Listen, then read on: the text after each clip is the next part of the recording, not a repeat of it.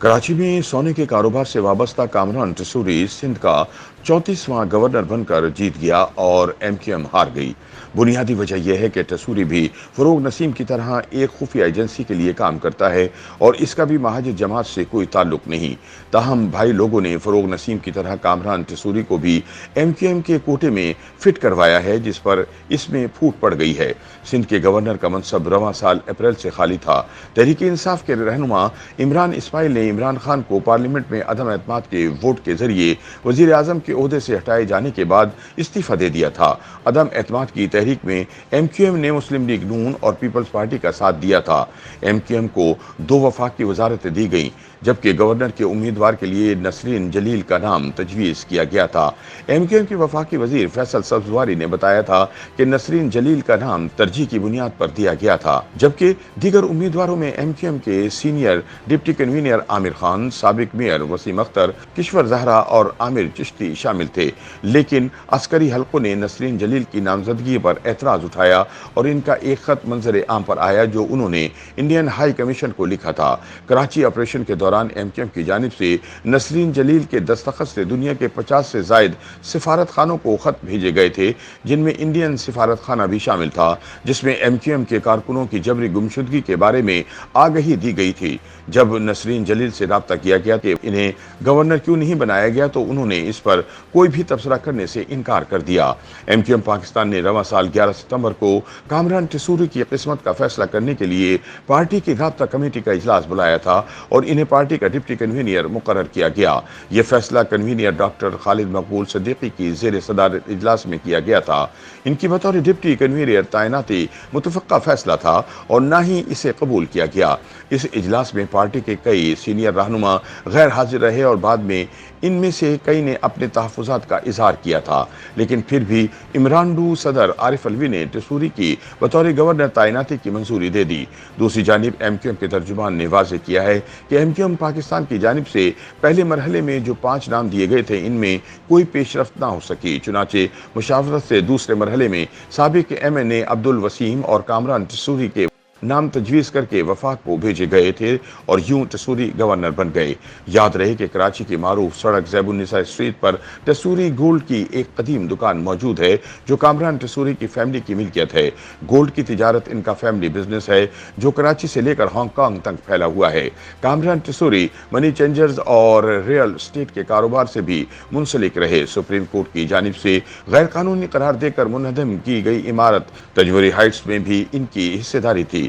टिसूरी की कुर्बत साबिक वजीर आला अरबाब गुलाम रहीम के साथ बढ़ी और बाद में उन्होंने मुस्लिम लीग में शमूलियत इख्तियार कर ली, लेकिन वहाँ कुछ अरसे बाद ही अंदरूनी इख्तलाफात की वजह से इन्हें मुस्ताफी होना पड़ा। कामरान टिसूरी ने शहर की सबसे बड़ी जमात एमक्यूएम में शमूलियत की कोशिश की, लेकिन अंदरूनी मुखालफत की वजह से यह मुमकिन नहीं हो सका। बाद में एमक्यूएम के सरबराह अल्ताफ हुसैन की मुतनाज़ा तकरीर की वजह से एमक्यूएम पाकिस्तान का क़याम अमल में आया और इसकी सरबराही डॉक्टर फारूक सत्तार के पास आई तो कामरान टिसूरी एमक्यूएम में आ गए।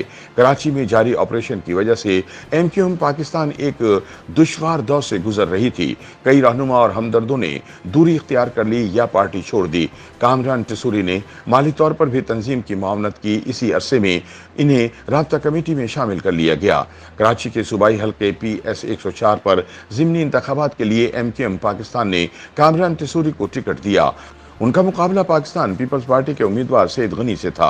सईद गनी 23,000 से जायद वोट लेकर कामयाब हुए, जबकि कामरान टिसूरी सिर्फ 18,000 वोट ले सके थे। एमक्यूएम पाकिस्तान का अल्ताफ हुसैन की अलहदगी के बाद ये पहला इलेक्शन था। डॉक्टर फारूक सत्तार कामरान टिसूरी की शदीद हिमायती हैं और उनकी वजह से पार्टी क़यादत से भी इनके इख्तलाफात और अलहदगी हुई, लेकिन वो कामरान टिसूरी की हिमायत से दस्तबरदार ना हुई। 2018 में सेनेट के इंतखाबात में एमक्यूएम पाकिस्तान के उस वक्त के सरबराह फारूक सत्तार ने कामरान टिसूरी का नाम तजवीज़ किया, जिसकी राब्ता कमेटी ने मुखालफत की।